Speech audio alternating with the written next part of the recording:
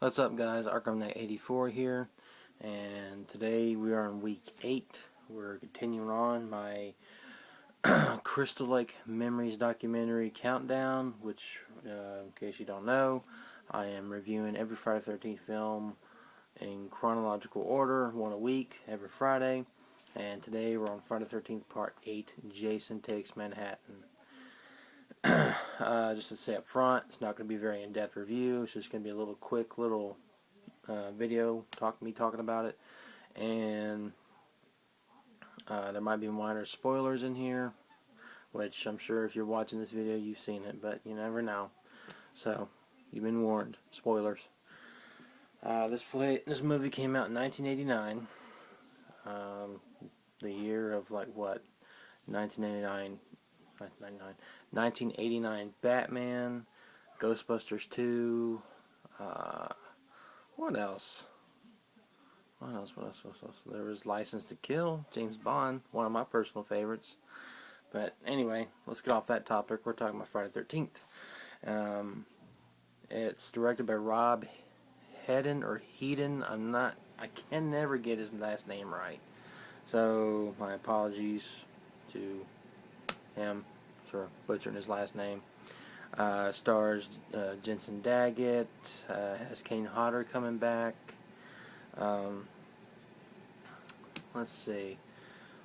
What could I say about this movie? I guess I can give I'm going to try my best to cut this plot down, because I noticed my other videos I just ramble on. It's just anyway.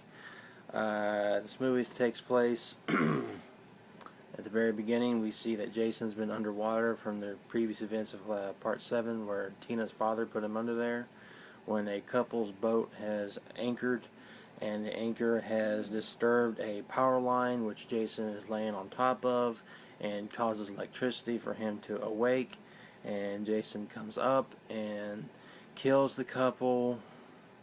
I'm not sure if he drives the boat or the boat just drifts to the location of this cruise ship called the Lazarus, which is going to take the senior class to New York City, which confused me because I always thought Crystal Lake always took place somewhere in the state of New Jersey, New York City, cruise ship, but who cares?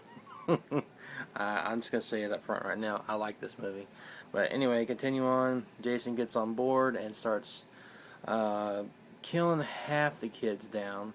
And it's a handful left. They have to abandon ship after Jason has killed some kids, killed the captain, and caused a fire in the ship, and they have to abandon ship.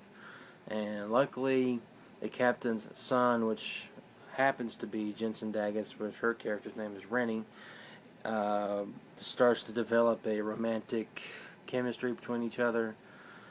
And anyway, he is the captain's son, so he leads them to New York City. And Jason, I guess he was just swimming or just walking at the bottom of the sea floorboard, just falling into New York City. I don't know. I'm kind of curious to see what Jason was doing that whole entire time getting to New York City. They get there, and we are in New York City, which Vancouver, because of budgetary problems, and the people that are there, the teacher, the principal, Rennie, her new boyfriend, and I think his name's Julius, the boxer dude. They start getting killed off one by one. All that's left is Rennie and her new boyfriend. There's a cool scene where Julius and Jason are on top of a rooftop boxing, and Jason punches his head off. The other teacher has a horrible death. She dies in a fire in a car. And the principal gets drowned by nasty sludge in a barrel. So, and they run through the sewer system because Jason's chasing them through Times Square and all over the place. And Rennie and, God, what's his name? I keep forgetting his character name, but anyway, they get into the sewer system and they have toxic waste that's going to flush out the entire sewer system at midnight. So they have to hurry up and get out of the sewer system.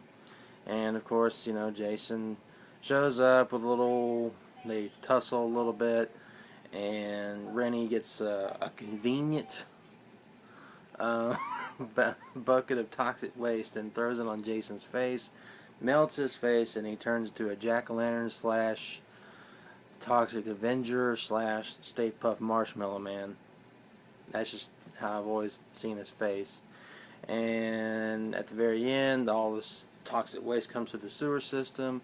Rennie and her boyfriend are on the ladder to get away from the water or the toxic waste, and it melts him or burns him up. And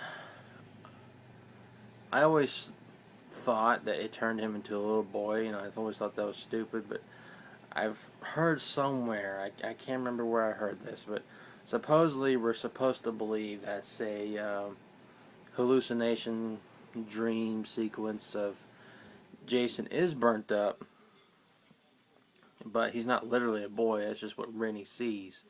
So I kind of think that's a little interesting, but again, I'm not a huge fan of the ending. I think the ending could have been better.